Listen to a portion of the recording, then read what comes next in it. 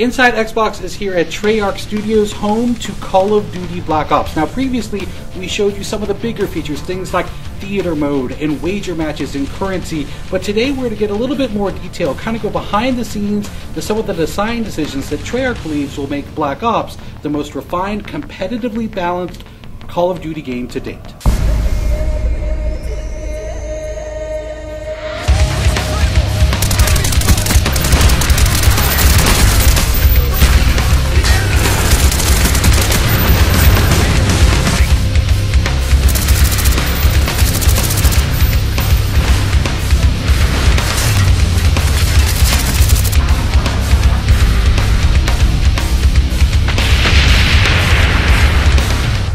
One of the great things about having such a large community of players playing our game is that it isn't very difficult for us to hear when fans do not like something about our game or they do like something about our game. All we have to do is listen, and we are listening.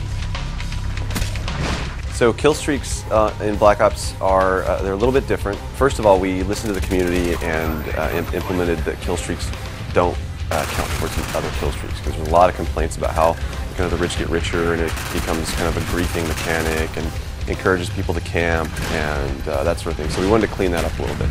Secondary to that is that we wanted to make kill streaks feel more interactive. We didn't want to just do the fire and forget kind of thing where you just hit the button and go, because then there's no really risk reward there for the player. All of our kill streaks have some aspect of interactivity to them, whether it's the attack chopper picking a spot in the map where it goes and hovers rather than just letting it go and circle around the map.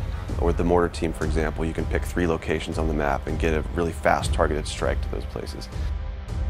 So the perk design philosophy is we want every perk to feel like it supports a specific gameplay style. So we want to kind of beef up this characterization of, if I select a perk, this represents me and how I play the game.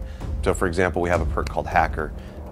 Hacker is similar to some of the perks in previous Call of Duty games where they let you see enemy deployed equipment in the world.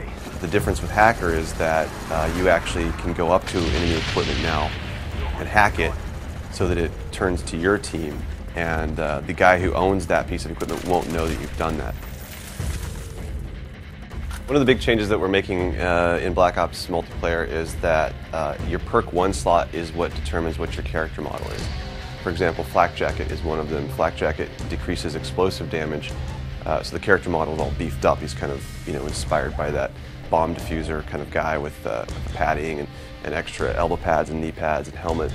So you can tell from a distance at a glance that guy has Flak Jacket as one of his perk 1 slot selections. And if you throw a grenade, he's probably not gonna die from the grenade. A lot of suggestions made it in from the community, starting from those objective icons, the A and B icon. They'll fade away if you reticle over them, so no longer are they getting in your way when you're trying to shoot.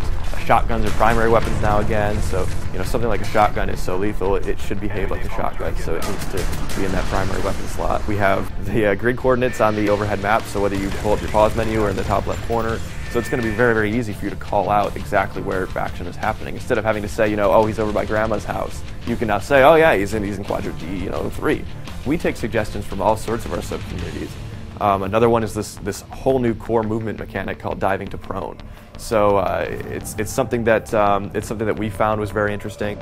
It's used best for evasive and defensive maneuvers, but it really we needed to make sure we balanced that, because we understand that drop shotting is a frustrating thing to some people.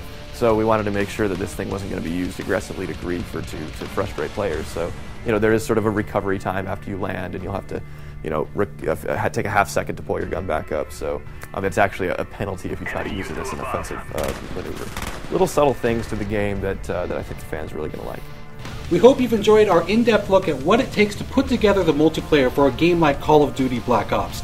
Thanks everyone for watching Inside Xbox. It's too close, fight harder.